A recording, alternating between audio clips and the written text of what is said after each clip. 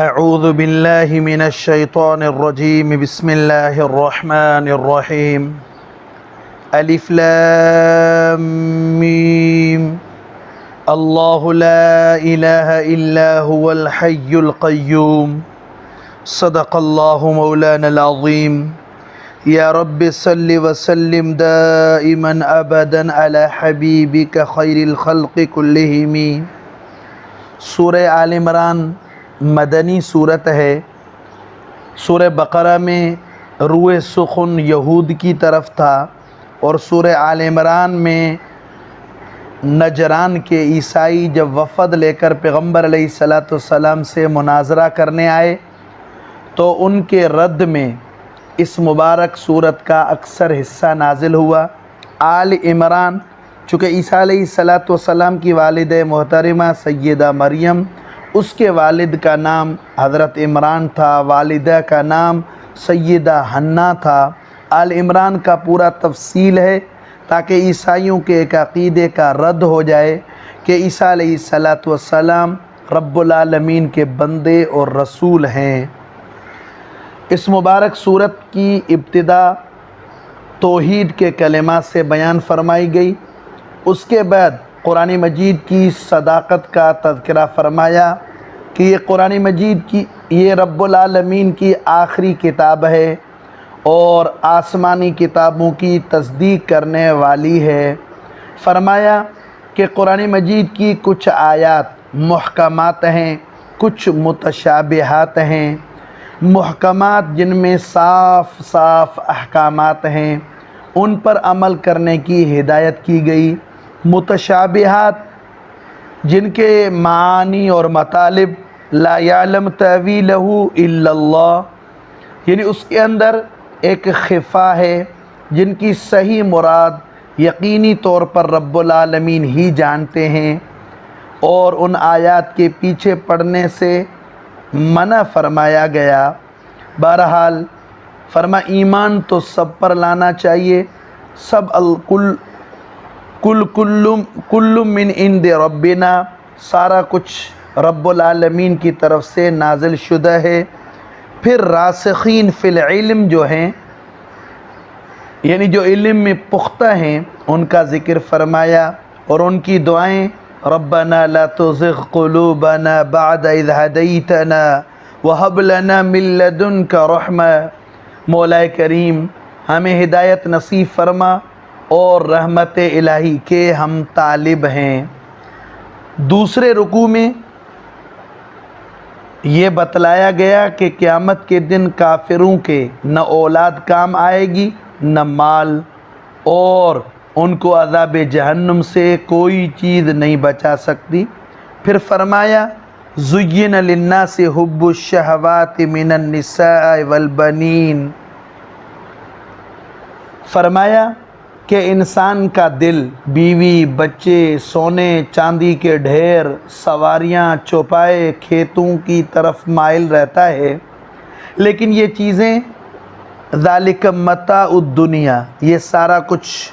دنوی منافع ہیں۔ ذالک متاع الحیات الدنیا، یہ ساری چیزیں دنوی منافع ہیں اور زندگی کا سامان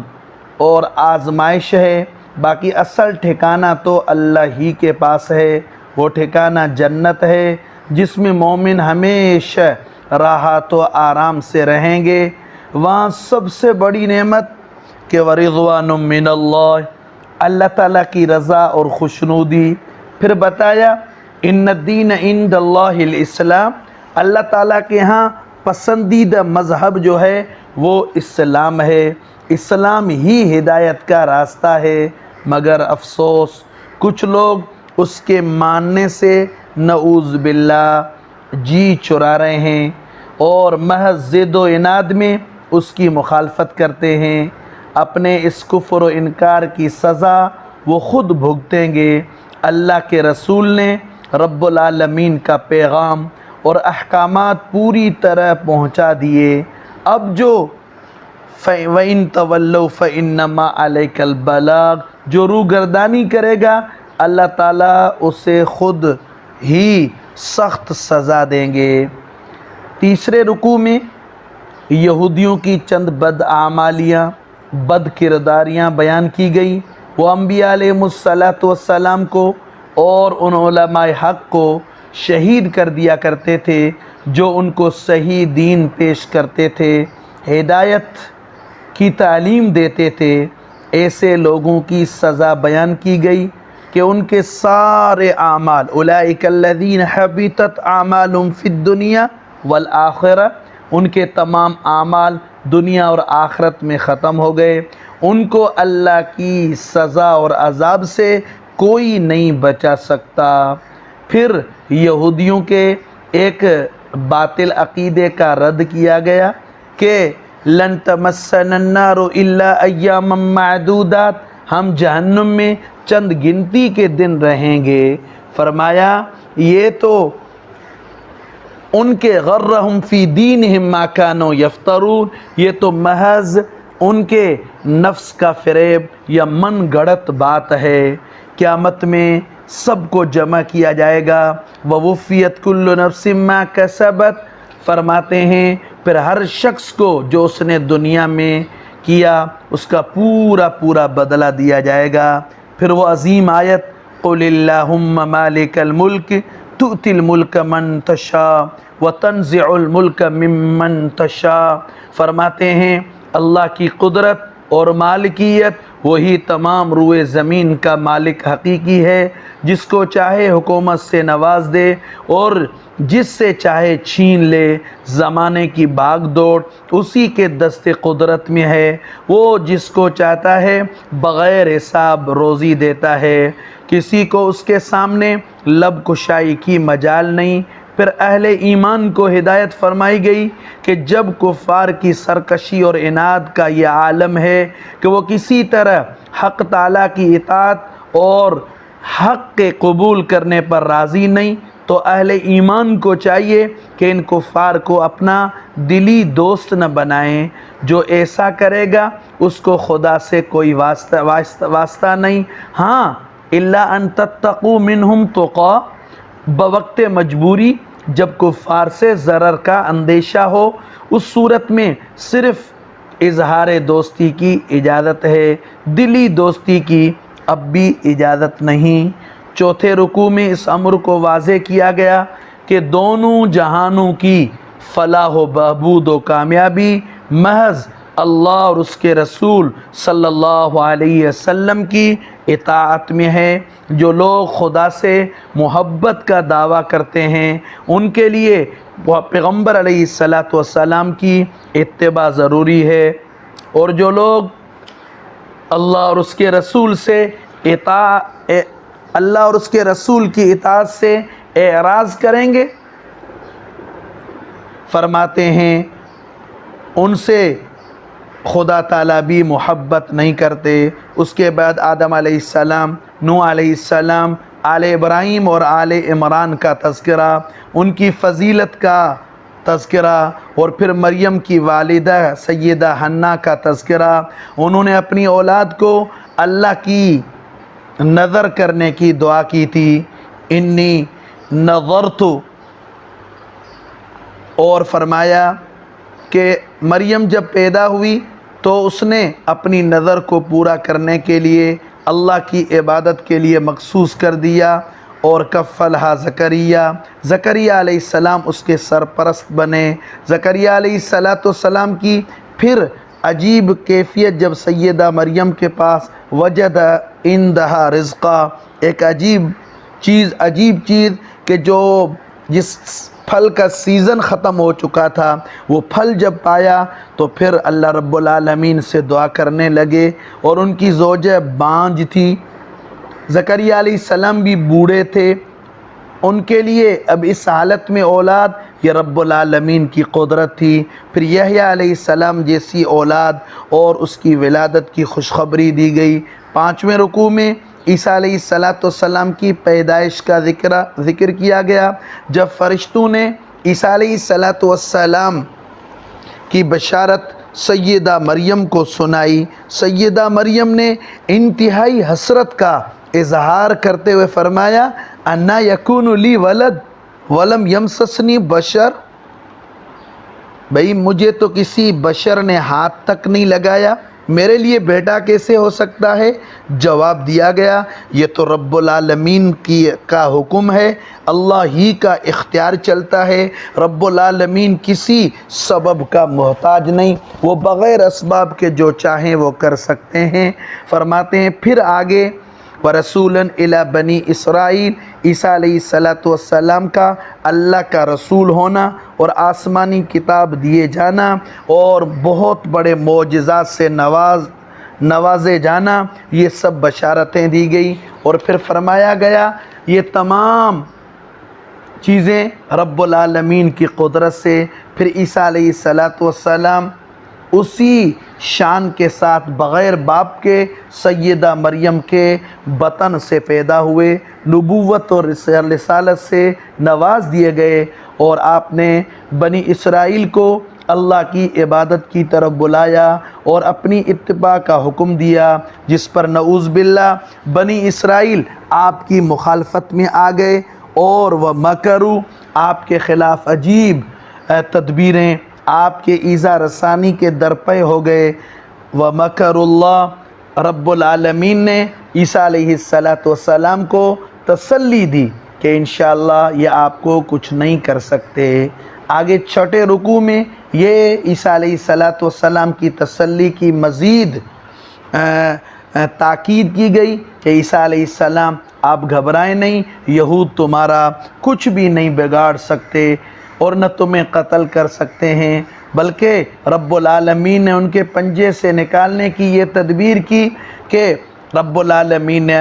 عیسیٰ علیہ السلام کو اپنی طرف آسمانوں پر اٹھا لیا، اور اس طرح ان ناپاک گندے کافروں سے عیسیٰ علیہ السلام کو پاک کیا۔ پھر قیامت کے دن جب سب کی واپسی اللہ کی طرف ہوگی تو ان باہمی اختلافات کا فرماتے ہیں احکم بینکم فیما کنتم فیہ تختلفون، فیصلہ فرمائیں گے۔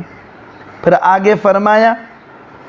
کہ جو لوگ ایمان والے ہیں، اعمال صالح والے ہیں، ان کو پورا ثواب اور معاوضہ ملے گا۔ پھر عیسیٰ علیہ السلام کے مخالفین جو یہودی تھے، ان کی غلطی کو شد و مد کے ساتھ رد فرما کر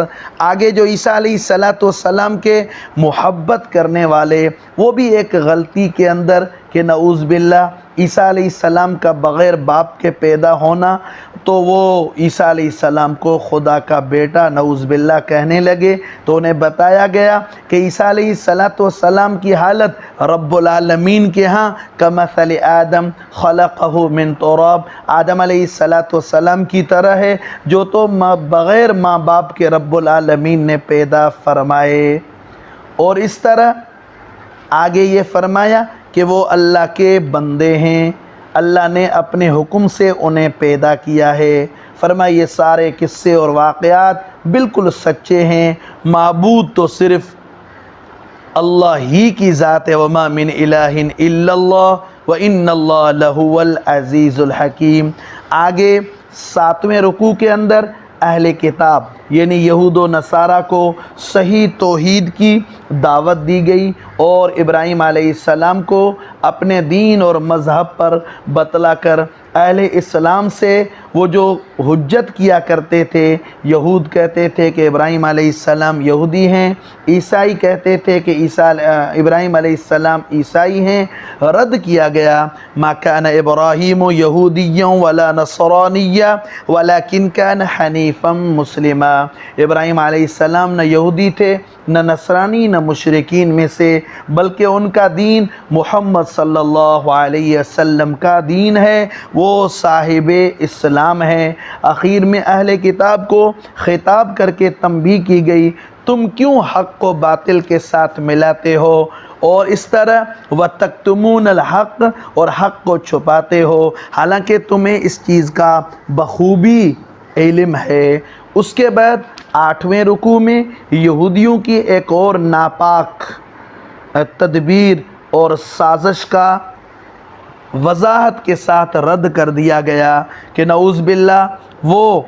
اسلام کی حقانیت کو مجروح کرنے کے لیے اور دین اسلام کی طرف سے بدگمانی پیدا کرنے کے لیے ایک اور خفیہ پلان تیار کر کے آئے، کچھ لوگوں کو انہوں نے یہ کہا کہ وہ جا کر دن کے ابتدائی حصے میں اسلام کا اظہار کریں، پھر اسلام کو ترک کر کے مرتد ہو جائیں، اور اس طرح جگہ جگہ یہ بات پھیلائیں کہ پہلے ہم اسلام لائے، پھر ہمیں اسلام کے اندر یہ خرابیاں نظر آئیں، نعوذ باللہ ہم نے دین کو چھوڑ دیا۔ اللہ رب العالمین نے ان کی اس ناپاک سازش سے مسلمانوں کو مطلع فرمایا تاکہ وہ اس سازش کا شکار نہ ہوں۔ پھر یہود کی ایک اور بددیانتی کا تذکرہ کہ ایسے بددیانت اور خائن لوگ ہیں جن پر بھروسہ کر کے اگر کوئی ان کے پاس ان تأمن بقنطار یؤدی الیک ومنہم من ان تأمن بدینار لا یؤدیہ الیک، فرماتے ہیں ایک درہم بھی امانت رکھے تو اس کو بھی ہضم کرنے کی کوشش کرتے ہیں، اور ان کا نعوذ باللہ یہ عقیدہ ہے لیس علینا فی الامیین سبیل، کہ بھئی